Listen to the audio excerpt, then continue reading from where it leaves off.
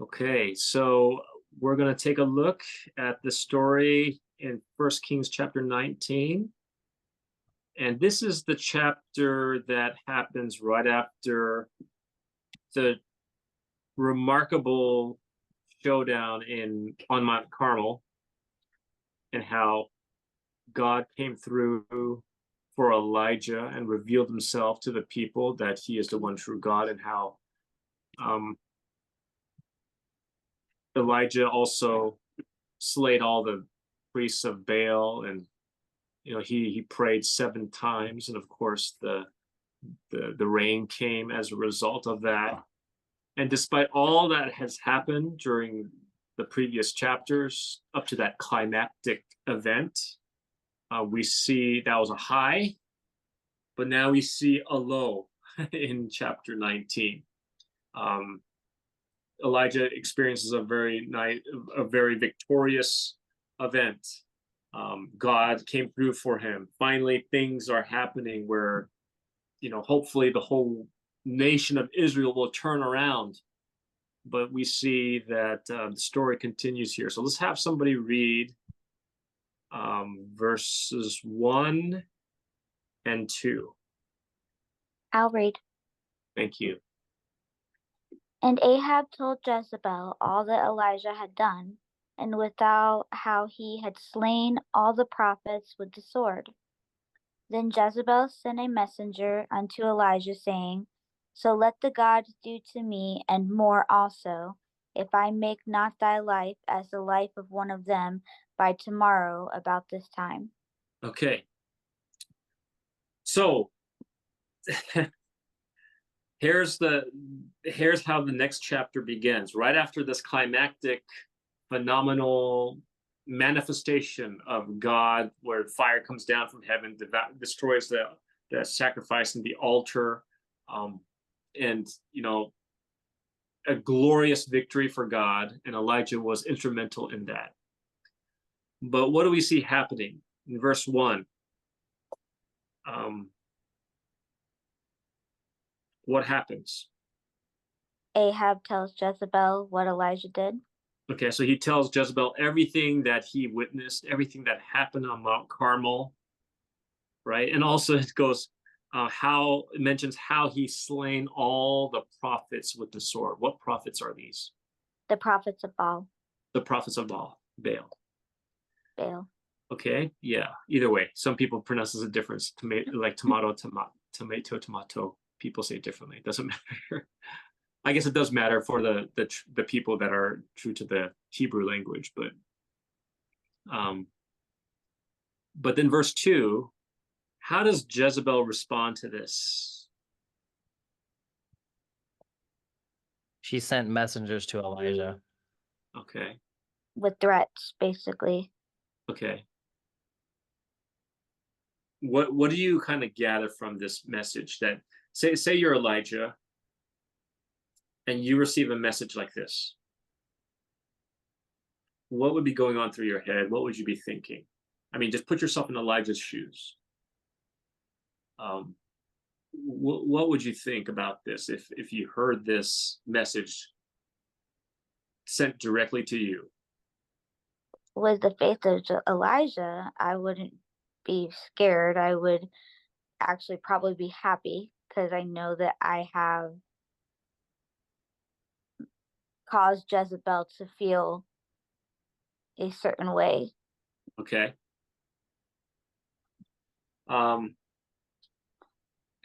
Yeah, that's one reaction, right? That's one reaction, definitely, that's possible. But have you heard the saying, hell hath no fury like a woman scorned? Yes.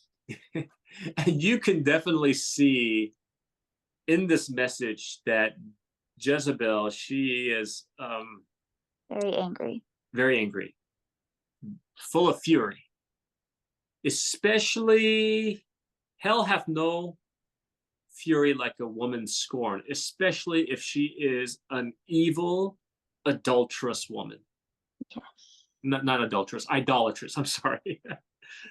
Idolatrous woman, right? And notice the message here. Mhm. Are you noticing what is she doing? What is she saying? Are you taking note to what she's saying, or are you just dismissing this as an empty threat? Is it an empty threat?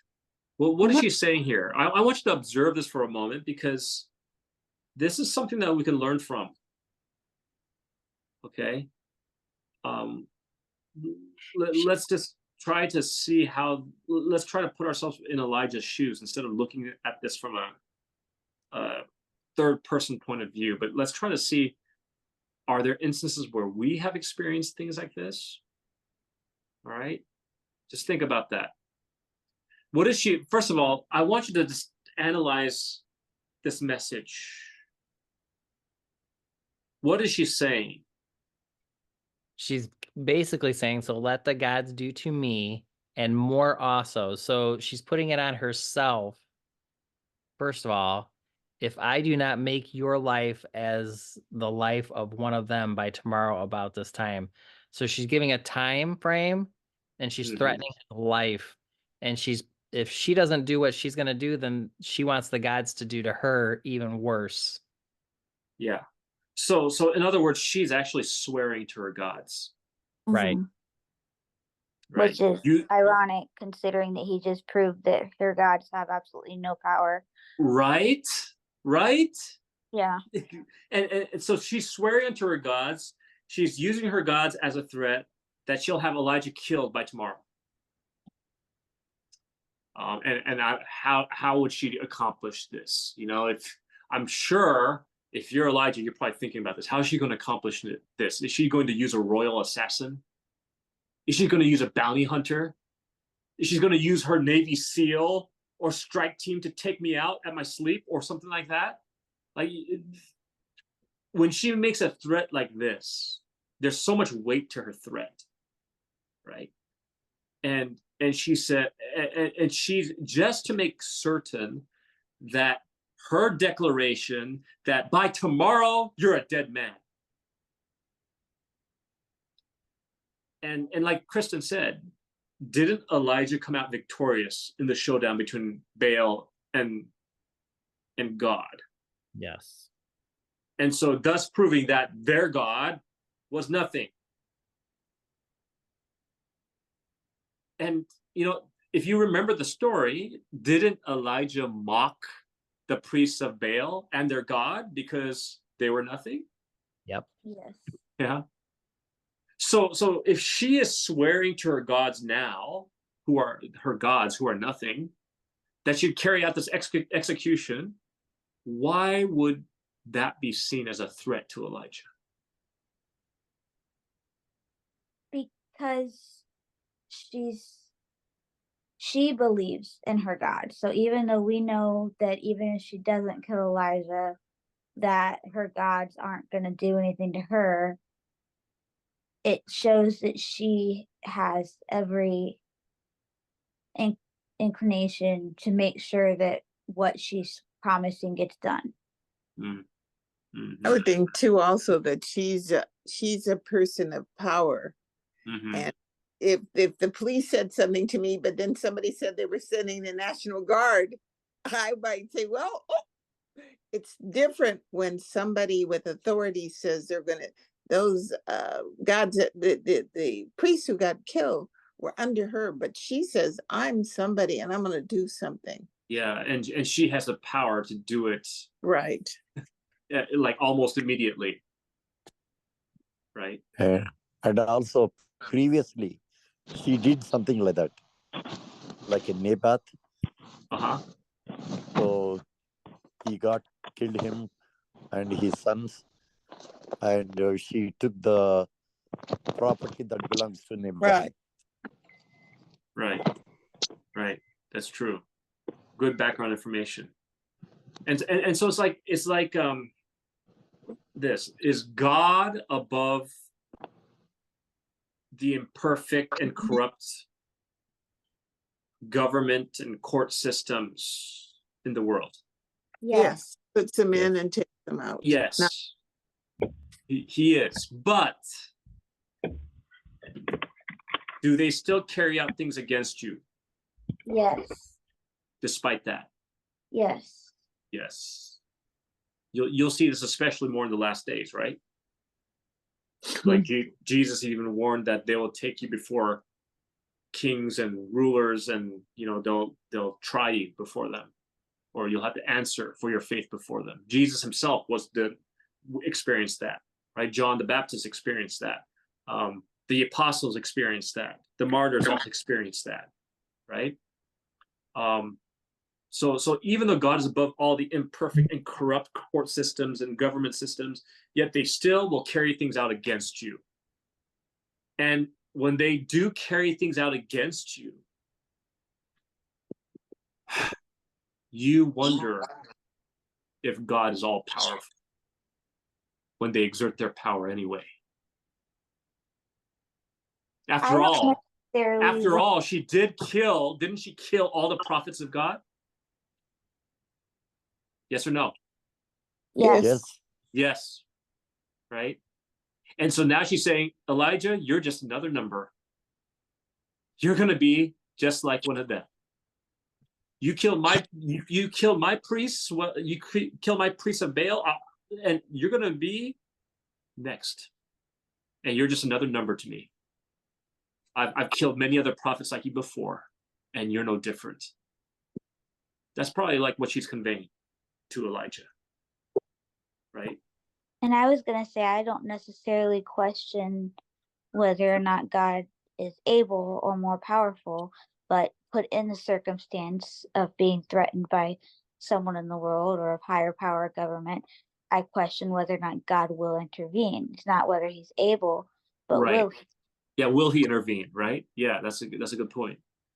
So in a way, this blatant threat can be seen almost as a warning of guaranteed, imminent retaliation for what Elijah had done. So how would you respond to this? I mean, how would anyone respond to this? Right? Run and hide. Yeah. Well, Elijah, in this case, he's not going to stick around to find out. And just like you said, Retta, he what does he do? Verse 3. He runs and hides. And when he saw that, he arose, went for his life, and came to where? Beersheba. Beersheba, which belonged to Judah, and left his servant there. Okay, now we see that Elijah turns tail and runs. When you study the Bible, it's very important for you to actually study the details of things that are being mentioned here. Where did he arose and go to? Beersheba. Beersheba. And what other details does it share there? It belongs to Judah. It belongs to Judah. Okay. And what did he do there? He left his servant there. He left his servant there. Okay, so why these details of where Elijah fled to and what he did? Why not just say he fled for his life?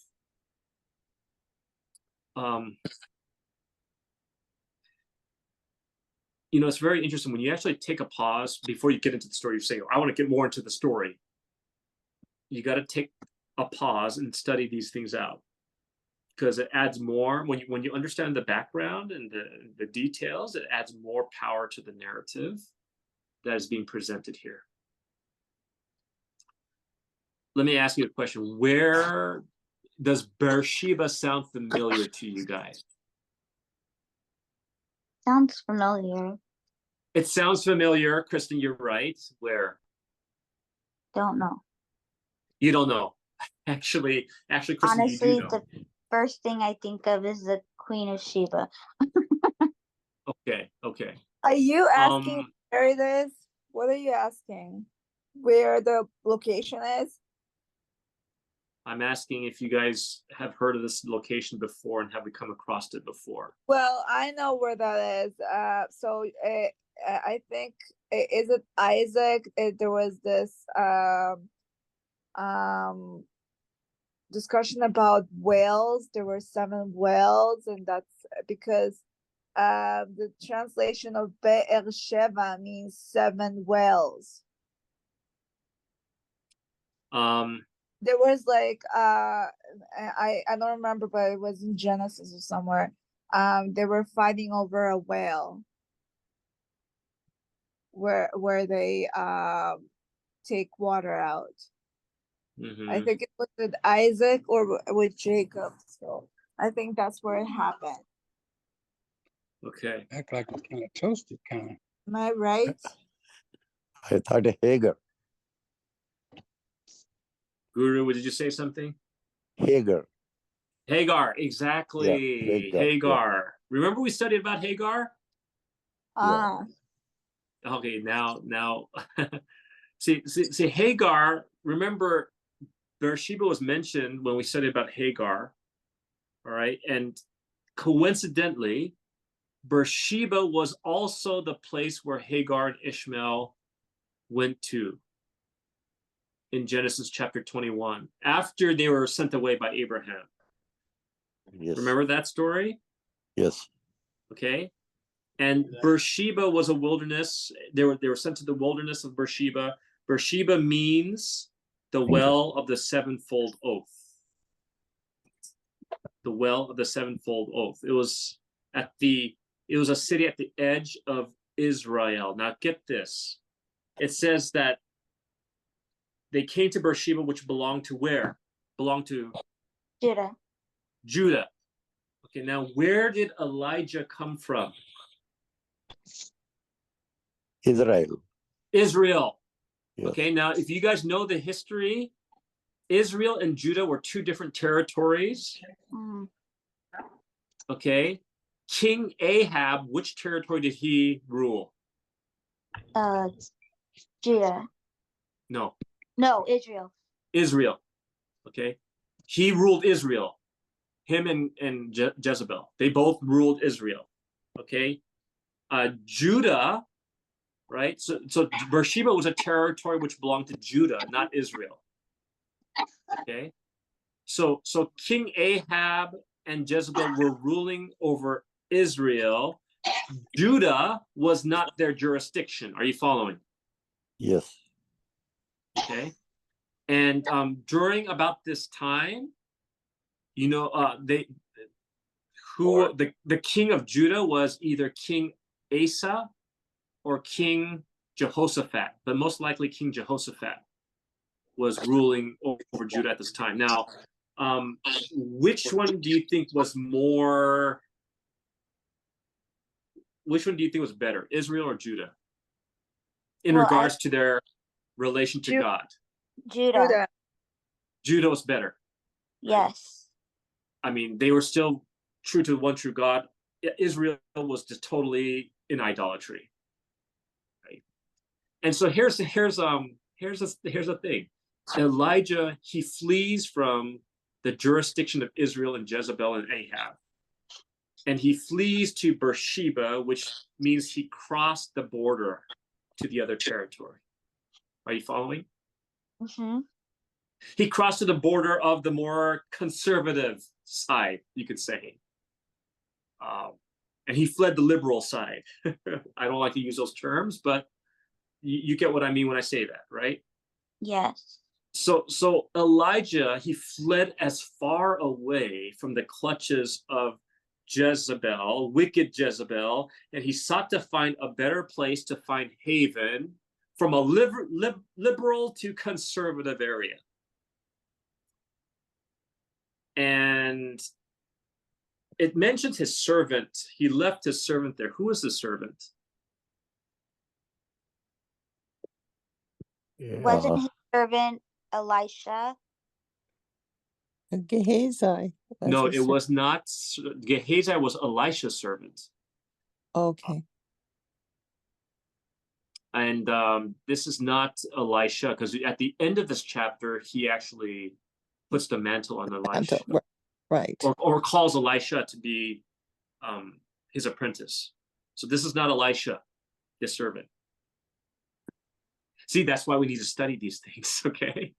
It's important to know these details so we see how the order of events progress.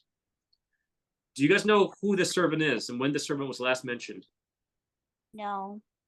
He ran up and saw the cloud, didn't he? Exactly, Retta, Right. yes. But I didn't remember his name, you know. But, It doesn't mention his name. oh, okay. When you said, I thought you were looking for a name. That's why. No. It doesn't mention his name, but it was the same servant that I believe, because it in context is the only servant that was with him at the time at Mount Carmel when he was praying 7 times. He told the servant to look out to see if he sees anything. And finally, at the 7th time, he saw a cloud, right? He says, I see a cloud. And that's when the rain came. I believe that's a servant, given the immediate context. That's the servant that was with Elijah when he left his servant in Beersheba into Judah. Okay. Are you guys following the story so far? Yes. Okay. Isn't that interesting that you can milk it all for verse 3? Verse 3, you can milk all that detail out. Who would have thought? Who would have thought that details would be so rich with information? Right? Are you following what I'm saying? Is it making sense? It makes sense. I just don't know why is it important for us to know who the servant is. No, it's not. It's not important. It's just showing how things progressed. The point is, he left his servant there, and now he's alone. Oh, okay. Okay. Yeah, nothing deep. Nothing like esoteric about that. It's just, you know, it's interesting that it says that he went there, but he fled there. In other words, he fled out of the jurisdiction, out of the clutches of Jezebel's, the region that she was, had power over, right? Verse 4, where did Elijah go? The day journey into the wilderness. Okay. And it says that he came and sat down under a juniper tree. Okay, so after a day's journey, he is in the wilderness and he comes upon a shady spot. And then what did he request for? To die. Yeah. He requests that he might die. Now, why does Elijah say this? I mean, think about it. Why does he say this? I mean, this is just really ironic. Like, he wants to die. Yes or no? Yeah. Yes. Okay. Now, let me ask you this. If he wanted to die, why did he flee from Jezebel? He wanted to die.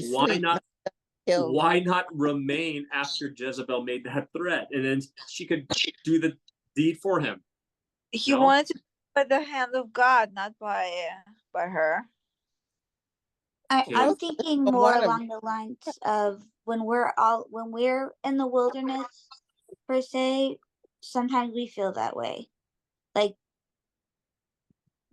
we don't really want to die, but we might feel like we want to die. We're ready for it to be over. Okay. For the struggle to be over. I don't think anyone wants a violent death. I think people would like to fall asleep. But I don't think if police were coming, you say, the police will kill you. You say, no, let me run, and then ask God, can he take me and not let me be sick or sorry? I think Elijah thought he was the only person who is true to God. Rest of them, they all fell off. They're all lukewarm. Okay, all the answers you guys are giving me are just your thoughts on things. Okay. The scripture says, "For I am not better than my fathers." Okay, now we're getting somewhere. Okay, why did he want to die? Because he's not better than his fathers. Okay, so there's an underlying issue here that is seen by what Elijah is saying. Something underlying issue of his behavior based on what he's saying. So why is he saying this? And he's saying this in connection to him wanting to die. I want you to think about it in those terms. Okay. Could it be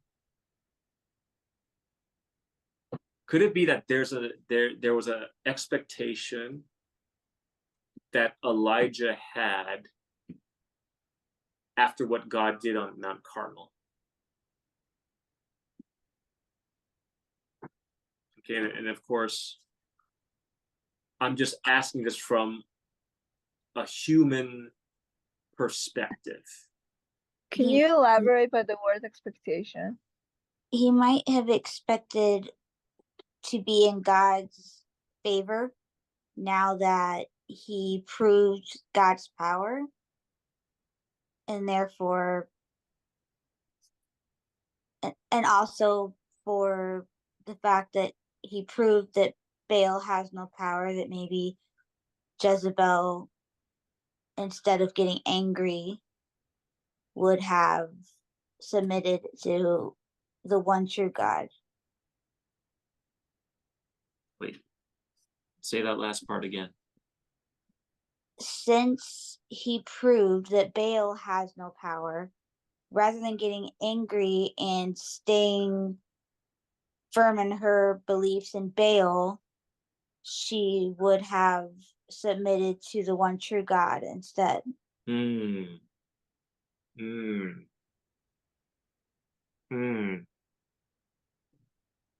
That's a good thought, Kristen. Yes. Yeah. So what I want you to think about this, guys. Think about it. And I know it's kind of my fault for bringing this out of context, but I'm assuming we know the story of Elijah very well, especially the showdown of Mount Carmel, because that's the climax of what happened. Yes. Right. And you guys should all be familiar with that. I mean, like, Yeah. even in our Bible stories, we focus on the climax, but we don't focus on the aftermath. Right. When the aftermath is actually more true to life. I'm not Yeah. saying that what happened on Mount Carmel is a myth or is a fairy tale. I'm not saying that. No, I'm saying that, you know, we focus on the victory, right? We end the story there, but we don't focus on what Elijah himself is going through as a human being, which is what we're susceptible to experiencing. For, like, based on what he's saying here, Elijah had an expectation. Okay. We see that he says, Elijah, only one left out of 700. he was the only one left out of 700. That's right. Out of all the priests that all the prophets that were killed. Right. But here he says, I want to die. Right. So here, let's review what happens, right? There was a high point, a divine revelation, victory, vindication for all that Elijah stood for in the face of all opposition. Here he is the one man standing. Or so he thought. Okay. But here's a one man standing.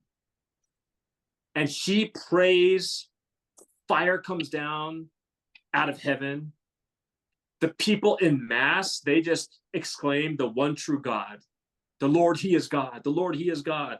And Elijah kills the priests of Baal.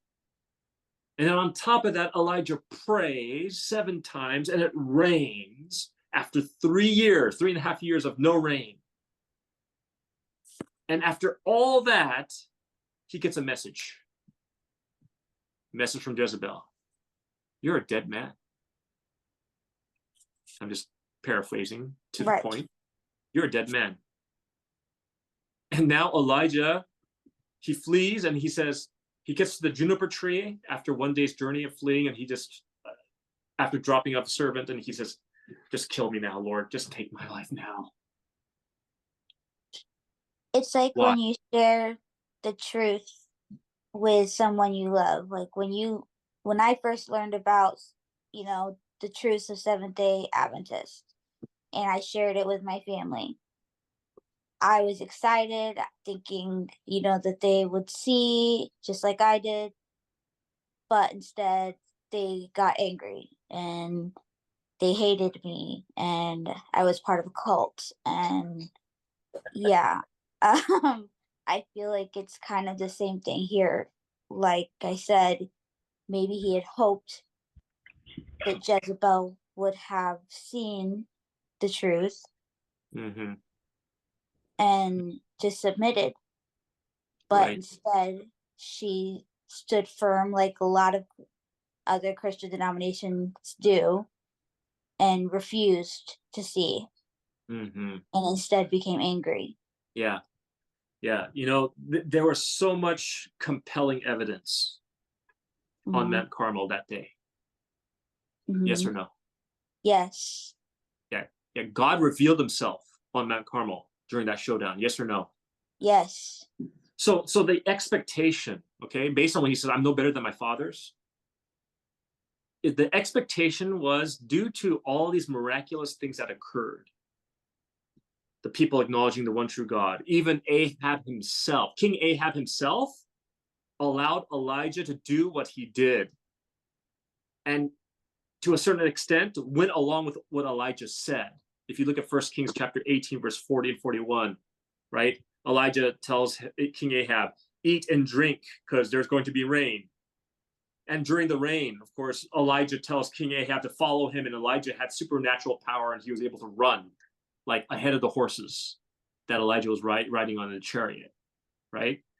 And so hopefully this would be, all this and more would be strong enough evidence that even Jezebel, an idolatrous queen, had to acknowledge the one true God. And she would turn. But No. instead, But I would think because Ahab went and told her, he thought she could do something. And she was not there when all this happened because they said Ahab went and told her. yeah, So right? that's a pretty scary. When somebody sees something that God does, they're eyewitnesses and they're really interested. When you just hear about it, Sure, that's true. That's a You know? different thing. Yeah, that's But not Yeah. necessarily like in our like specific circumstances. You can show somebody specific scripture that you saw, and when you saw that scripture and you read it, oh well, then that's it, that's the truth, and I just, wow, I've discovered something. But when you show someone else that exact same scripture, they refuse to see, even though it's there right in front of them, just like it was right in front of you. so. Brian, sorry. Go Brian, ahead. can I attempt to answer your question why he was feeling, I guess, suicidal? I mean, it seems like it's a pattern all throughout all of the prophets. So, I mean, he's giving a very responsible role to turn the hearts of Israel and who have gone like so far away from God. And the thing is, he puts his effort. If you remember Jeremiah, the prophet Jeremiah, he was prophesying for 40 years and telling them to turn their hearts. So it's very discouraging when you put your effort and things. I mean, even Jonah was also suicidal, and people don't turn their hearts. It's just that's why I feel that's probably why he was suicidal. That's true. That's a good point. But Jonah was not suicidal because people. And yeah, Jonah's a bit different. You're right. He was not for the Ninevites, but yeah, I get what you're saying. So the point for Elijah is that the point of all, like for him, like after all that stuff transpired, after all, like God made himself known supernaturally to the people, and despite that, this death threat, right? So I believe Elijah, what crossed his mind was, what's the point of all this? What's the point of all this? Nothing's changed, right? The people will cower under Jezebel's control. Ahab will cower under her control. The prophets of God will continue to be slain. Nothing's changed. Revival will be extinguished. People will revert back to their old ways. All this work that we've done on Mount Carmel will be forgotten. Nothing is achieved by this, and Israel will still remain this way as a response, as evidenced by Jezebel's response. And Elijah, like Alina said, Elijah hoped that as a prophet of God, God would use him to turn the tide where other prophets before him struggled to bring revival and reformation. In a way, Elijah's saying, if I can't do it, after all that I've done, if I can't do it, who can? And I might as well, I'm a failure. Might as well die. Like, it was all for nothing. It was a wasted effort. Nothing's going to change. Everything's going to revert back to the old ways. She's not going to change. She's still out to get me, just like she's always done. She's killed other prophets before me. She's going to continue doing that with me and others after me. And so he's depressed, disappointed, disillusioned, because his expectations were not met. Now, let's pause right there. Do we ever feel that way? Of course. Yeah. Do we have expectations about what God should do in our life, and he doesn't do it as we think? Yes. Or we don't see it happening? Yeah. And sometimes we feel all alone. Yes. And like the struggle is real when we all alone. And what does Elijah say? He says, I'm the only one, right? He feels alone. I'm the only prophet. And God says, no, you're not. There's other people that have not bowed their knees to Baal, Elijah. You're not alone. But I understand how you're feeling, right? And it's very interesting. How does God respond to this request? He stays underneath the juniper tree, verse 5, and he sleeps under it. And then the angel touches him and says, okay, Elijah, wake up. I need to tell you some things and get your head on straight. Is that what he says? No. No. What does he do? Does arise and eat. He says, arise and eat. And then he looked, and behold, there was a cake baconed on the coals and a cruse of water at his head. And he did eat and drink and laid down again. And then the angel of the Lord, verse 7, came the second time and touched him and says, okay, Elijah, are you ready for me to give you a lecture? Is that what he did? No. No.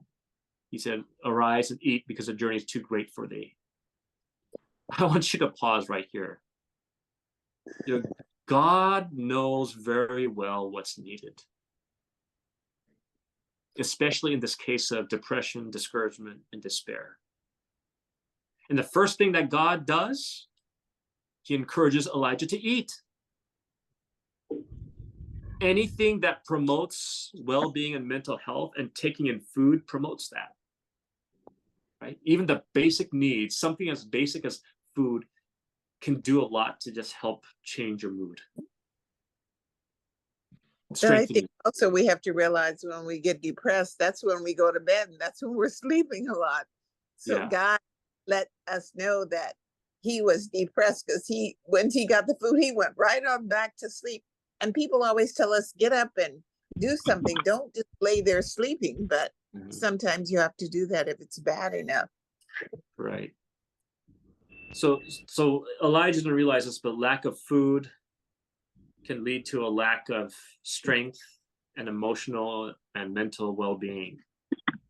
Brian, but I have a question for you. I mean, if we think about ourselves, when we feel that we're called for something like such a big calling that feels to us like too big for our hands, I mean, how can you not resort to the same kind of reaction that Elijah did?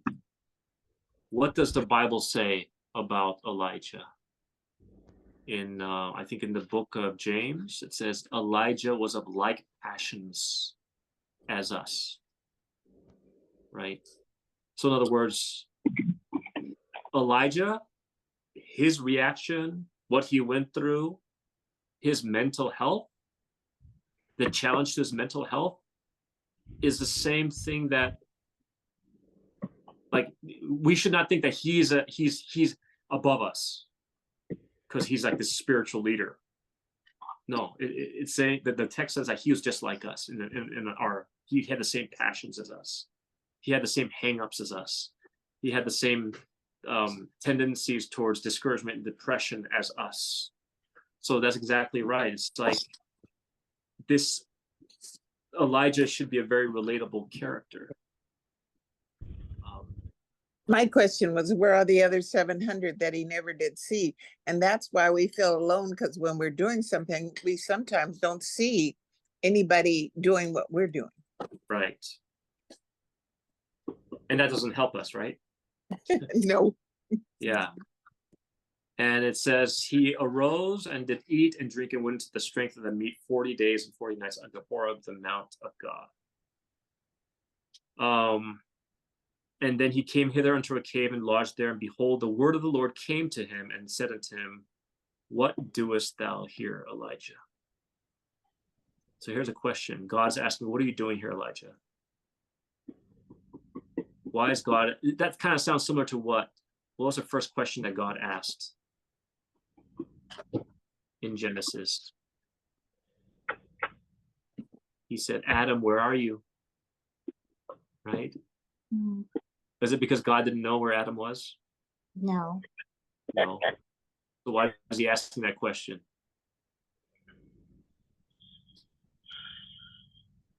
It's probably a means to get Elijah to think where he's at and what brought him there. And what does it say in verse 10? He says, I have been very jealous for the Lord God of hosts, for the children of Israel have forsaken thy covenant, thrown down thy altars, and slain thy prophets with the sword, and I, even I only, am left. And they seek my life to take it away. And he said, go forth and stand upon a mount before the Lord. And behold, the Lord passed by, and a great strong wind rent the mountains and broke in pieces the rocks before the Lord. But the Lord was not in the wind. And after the wind, an earthquake, but the Lord was not in the earthquake. After the earthquake, a fire, but the Lord was not in the fire.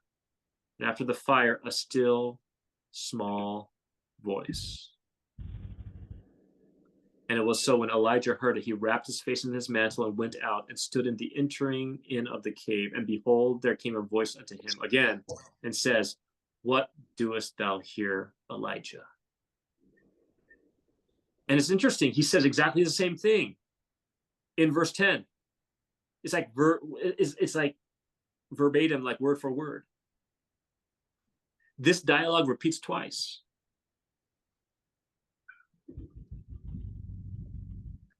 And the interesting thing is God doesn't give an answer. God doesn't respond to Elijah's statement. Instead, what does he do? He Tells him gives to him, return to the wilderness. he gives him work to do that is befitting of a prophet.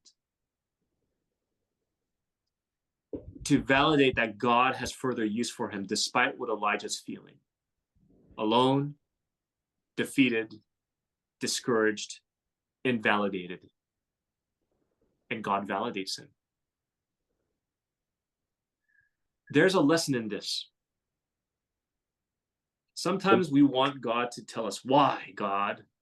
Why aren't you doing this? Why did you let this happen? And I'm like, going through this and stuff like that. Why did you do this? Why didn't you do anything? Or why did you do this or that? And you just want an answer.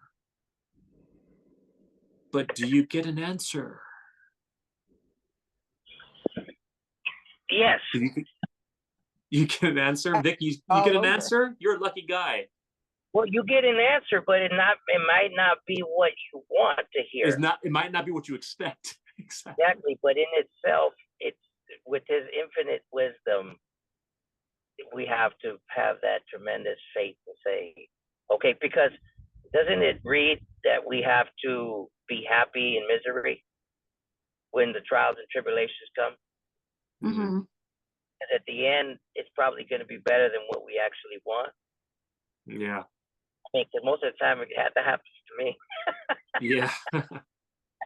I hear you, brother. I think it happens to all of us. But this is really cool. I mean, like, God doesn't answer his question. He just tells him what to do next. Tells him where to go next, what to do next. And that's probably part of life, you know? Like, we may get hung up on the whys and, you know, what's all happening. We get hung up in our own mess that we find ourselves in, and we wonder why, and we just kind of like mope on our own. And, you know, I'm not trying to diss on Elijah. What he's going through is very legitimate. Like any one of us would experience the same. But this is interesting. I don't think you noticed this, and I just want to bring this out, and we're going to close. But in verse 15, the Lord said unto him, "Go, return on thy way to the wilderness of Damascus, and when you come, anoint Hazael to be king over Syria, and Jehu, the son of Nishmi, shall thou anoint to be king over Israel, and Elisha, the son of Shaphat, of Ebelemoya, Mola, shall thou anoint to be prophet in thy room." And why is he telling to go anoint these three people? And it says, "It shall come to pass that him that escapes the sword of Hazael shall Jehu slay, and him that escapes from the sword of Jehu shall Elisha slay." And actually, if you look at this, it's interesting. The sword of Hazael, he actually was against Joram, son of King Ahab and Jezebel. It was Ahab and Jezebel's son. He went against him in 2 Kings. He went against Israel and, you know, caused major devastation against King Ahab and Jezebel. The sword of Jehu against Joram, son of King Ahab, and the house of Jezebel. Jehu was the one that actually killed Jezebel at the end. The sword of Elisha, right? It's talking about how, you know, Elisha's ministry is much more mightier than Elisha's, because he asked for double portion. He did mighty works than Elisha. So this was intended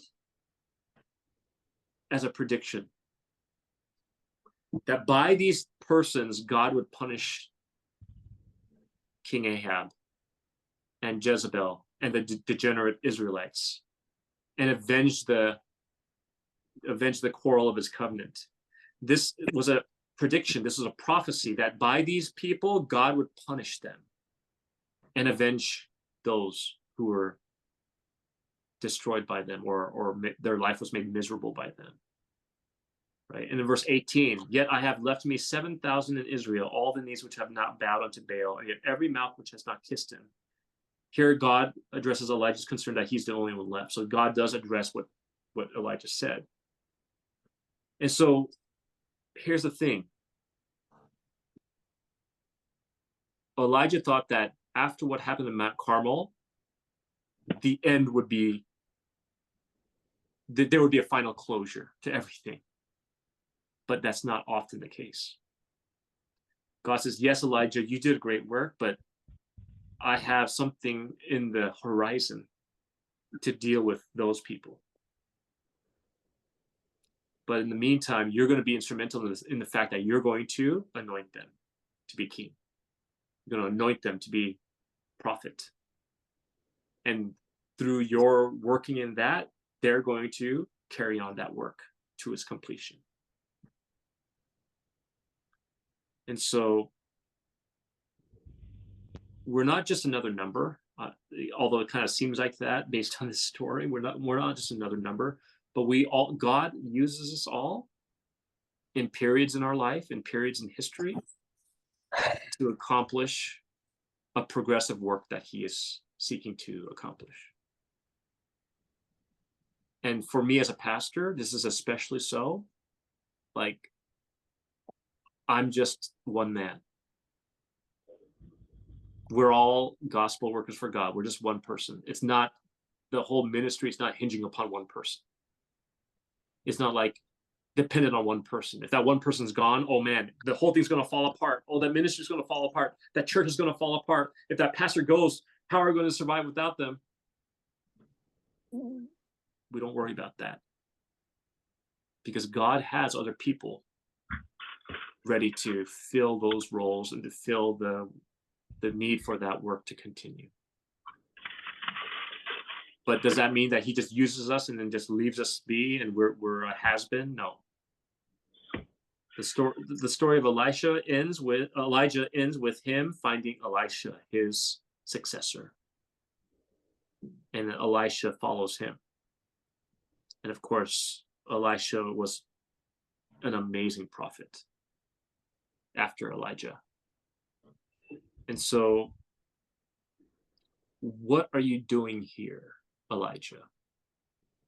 And I want you, instead of putting the word Elijah in there, I want to put your name. Put your name in there. What are you doing here, Brian? What are you doing here, Kristen? What are you doing here, Vic? What are you doing here, Jeff? Right? And see what plans God has for you. He sympathizes with our discouragements and defeats. He's there to help us and pick us up when we do feel down. But that doesn't mean that we're useless. That doesn't mean that we have outlived our usefulness. God still cares about us. He has a plan for us. He has a work for us he calls us to do. Let's, like Hebrews says, Hebrews chapter 12, verse 12. Wherefore lift up the hands which hang down and the feeble knees, and make straight paths for your feet, lest that which is lame be turned out of the way, but let it rather be healed. So in other words, it's saying, like, when instead of being feeble and hanging down and feeling lame and feeling defeated, it says strengthen yourself and to continue going on the paths that God calls you to go to. And so I think that's the story of Elisha is our story. We need to continue going to where God wants us to go, even in the midst of the times where we feel defeated and we feel like we reached the dead end. But to God, there is no dead end. God still has work for us to do. God still has a purpose for our life. And that should be alone the reassuring thought that we should consider as we study this story.